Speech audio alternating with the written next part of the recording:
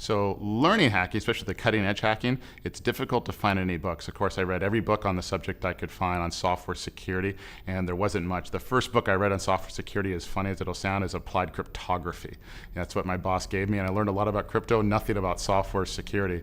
So I talked to every expert I could find, read every white paper, and there wasn't really much that was cutting edge. Most of what you found, it was from mailing list posts and blog posts and things like that in the era, but learning from your friends and peers on different chat channels and IRC, that's how you really got good. That, and of course, countless hours of practice. In the early days, 5 minutes was all you needed to find a vulnerability on the average website. Now it might take you 20 minutes. So it's getting better out there. It's getting harder.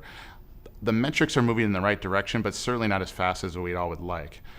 One of the most positive indicators that I can see are the new modern frameworks that are on the horizon that really are making a substantial impact. So we moved from ASP Classic, for example, which was riddled with vulnerabilities.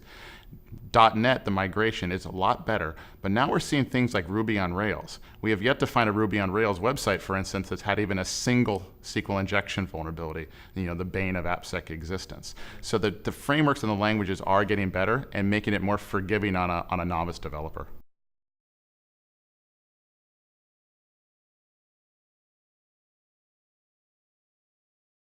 The message I give to the developers of all kinds now, whether they're developing security software or anything else, is that these days more than any time ever, they are the kingmakers. The software they write today is going to fuel business for the next 50 years.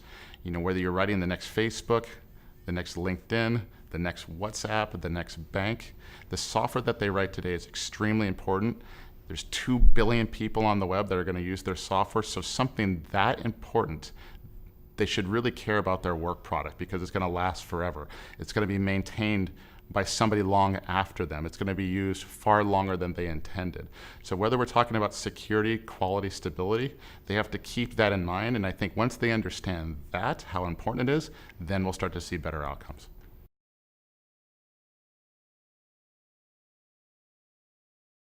Different companies will treat the developer skill set differently, especially in software security.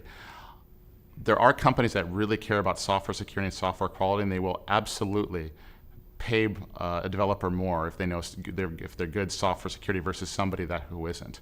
One of the things we have to do as an industry is measuring the difference between developers. We want to encourage them and encourage organizations to emphasize security and reward developers for good secure code, and perhaps penalize those that produce buggy code if it is indeed their fault. If we can start measuring these things and pushing the industry in that direction, we're going to all be better off.